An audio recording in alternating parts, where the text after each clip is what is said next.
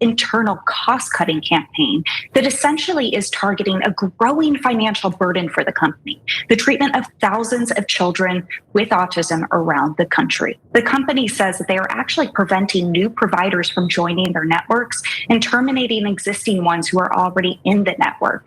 And what happens is that once these networks become smaller, it is very difficult for families to find, clinicians who can provide this therapy for their children. We're learning that there is rage in regard to our broken healthcare system, and that rage is felt among Americans across the political spectrum. And some recent reporting by ProPublica reporter Annie Waldman, who you just heard from, gives us a sense as to why that rage exists. She just broke an explosive story about how UnitedHealthcare carried out a secret cost-cutting directive that denied coverage to children with autism. Now, ProPublica obtained UnitedHealthcare's playbook, which was developed by Optum. Optum is basically the division of UnitedHealthcare that focuses on mental health care benefits for United. Now, while Optum's own internal reports acknowledge that something known as applied behavior analysis is the absolute gold standard therapy to treat children with autism, the cost of covering this care has skyrocketed thanks to the climbing numbers of kids getting diagnosed with autism. Now, experts say greater awareness and improved screening have contributed to a four-fold increase in the past 2 decades, from 1 in 150 to 1 in 36, which is shockingly high. So as more and more kids get diagnosed with autism, obviously health insurance companies have a larger financial burden in offering the coverage for the mental health, therapies that these kids would need. Now, the number of its Medicaid patients accessing the specialized therapy has increased by about 20% over the past year, with expenses rising about $75 million year on year. So Optum is pursuing market-specific action plans to limit children's access to the treatment, the report said. Now, before we continue, I just want to be very clear. Anyone who's going to try to come at us with this, it's now more costly to treat children with autism because there's a lot more children who are diagnosed. So what can they do? They have such small margins. They don't have small margins, okay? You want to talk about profits here? Okay, Optum's parent company, UnitedHealth Group, earned $22 billion in net profits, not revenue, net profits last year alone. All of that could have gone towards treating you. Instead, it went to their profits and their bottom line. So I have a general point to make here that I need you to understand about this story and every story about health insurance. Under this system, things will only get worse. So that's not just general pessimism. I'm actually an enormously optimistic person. It's a factual certainty. And the reason for that is, the markets are always pushing companies to get better and better at maximizing profit. So the only way that health insurance can maximize profit more is by charging you more and providing less services. The services are their costs, what they charge you is their revenue, right? And the profit is the difference between the two. In order to increase the profit, they must keep charging you more, finding every way they can to charge you more, and finding every way to deny you coverage. So this is the tip of the iceberg. If we allow this system to continue, they will start taking away more and more of your coverage, and they will burden you with more and more costs until they find the place where the American people are just a little bit above their breaking point, where they're almost at revolution. And then we already had this. It was called denying you for pre-existing conditions. So that made people so furious that they had to do a release valve, and they passed Obamacare, which was thought up by the Heritage Foundation, a right-wing pro-corporate think tank. Yep. Let's get rid of pre-existing condition thing because this thing's gonna blow, okay? So health insurance is going to do this for decades on end, and they're gonna crunch you, and we're gonna lose more and more people to this brutal, ridiculous system, not built to care about our health, but built for profit at the expense of our health. I mean, like, what's the point of paying these insanely expensive premiums, right? Whether you're talking about homeowners insurance, health insurance, car insurance, pay month after month after month after month. And the second you might need them, they find excuses to deny your claims, okay? When it's a privatized system, they're always going to do that. Yep. They're always going to try to deny your claims. They're always going to make it as hard as humanly possible for you to get the claim, for you to get the money, for you to get the coverage. And when it's health, it might be one thing if your home is destroyed and it's destroyed your finances. But when it's healthcare, your life is literally on the line, or your kids' lives might be on the line. And this system says, yes, but the profits of UnitedHealthcare and the other companies are way more important. The shareholders. Than the life of your children. The shareholders are the most important people on the planet when it comes to privately run, businesses like this. And by the way, privately run businesses are all hunky-dory when we're talking about, things that you don't need to survive. When it comes to healthcare, introducing a profit motive and having a fiduciary responsibility to shareholders over patient care is a big problem. And that's what we're seeing right here. So how are they pursuing this cost-cutting mechanism? What are they doing exactly? Well, some of their market-specific action plans include dropping therapy providers from their network altogether. So they are denying them care for pre-existing conditions. In this case, we're talking about autistic children who have the pre-existing condition of autism. And they're not denying them healthcare coverage overall. They're just dropping the very providers that would provide the therapy that these autistic children need. And so the company said it aims to prevent new providers from joining the network and terminate existing ones, including cost outliers. And when an insurer decides to drop providers, we all know what that means. When the provider that you need to get treatment from, or in this case therapy from, is no longer in network, you're gonna have to pay out of pocket. And in this case, when it comes to this particular therapy, that could cost tens of thousands of dollars every single year.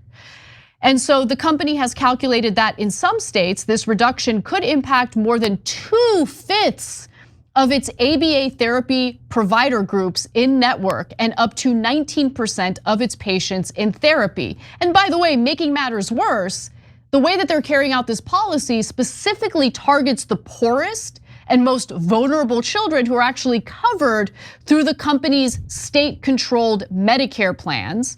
And states often pay private insurers basically like a fixed amount of money in order to provide patient care for low-income patients in particular, right? And so when the patient's annual costs do not go over the amount that's been allocated for the entire year, the insurance companies are able to pocket it.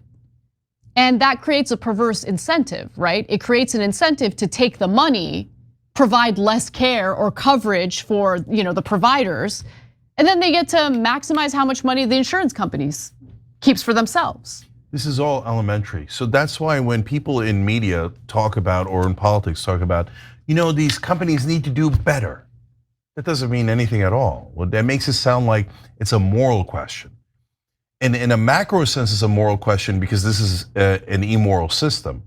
But within this system, they're never ever going to make a decision of, hey, let's cover more because it's the more moral thing to do.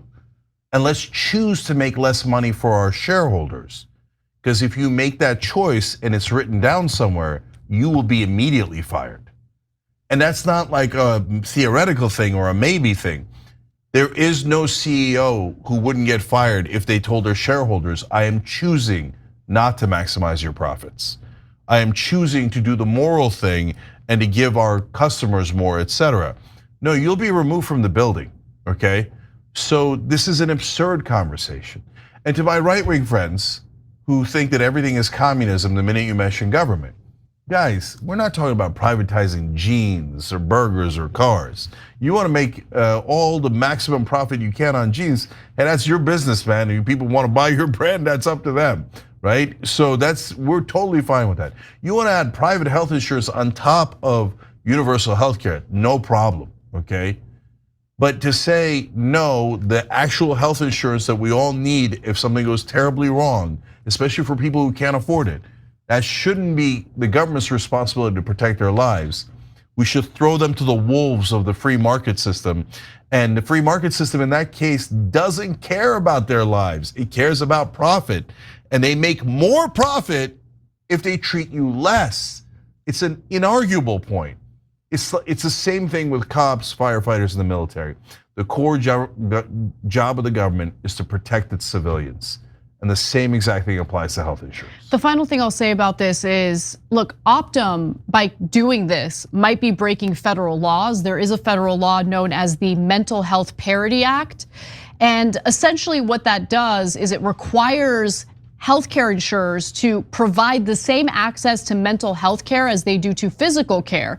And so if they're specifically targeting this particular therapy that helps autistic children, well, they're obviously not treating physical care the same as mental care.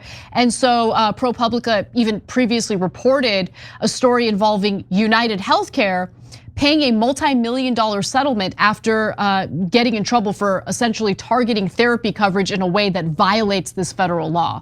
So it's unclear at this moment whether there are violations of said federal law in regard to what they're doing with this cost-cutting plan.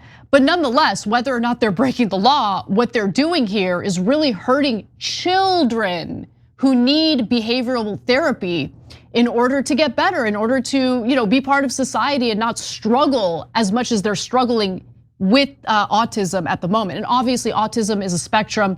We're talking about people on a severe end of the spectrum where they're unable to control emotions, unable to go to school normally and interact with other kids. It's just absolutely heartbreaking and devastating. And so that's what we're dealing with here. And this is what explains the anger that people are feeling in the country, guys. I can't say that enough. It's really a nonpartisan rage that we're seeing that doesn't justify harming people or assassinating executives, but that rage is real and something needs to be done to fix this broken healthcare system. And when Elizabeth Warren and Bernie Sanders recently talked about that rage, now ex-Biden officials are going on cable news and blaming Sanders and Warren. And they're saying, how dare you? This is instigating people. Say to everyone how great this healthcare system is and how great our donors, the health insurance companies are, right? No, we're not gonna say it. It's so easy to say that murder was reprehensible. And that's not a thing you say lightly, 100% reprehensible. Violence is never the answer.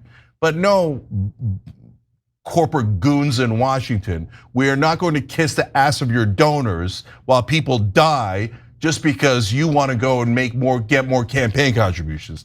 Not remotely interested in it. And okay, so that's the Democrats. By the way, the Republicans, they are talking about autism, about how vaccines might cause it, when every study in the world has shown that that's not the case.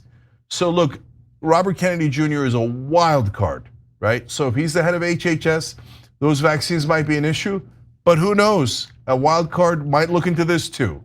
I don't know. I know the establishment wouldn't. The establishment would be like, oh, our donors are making money.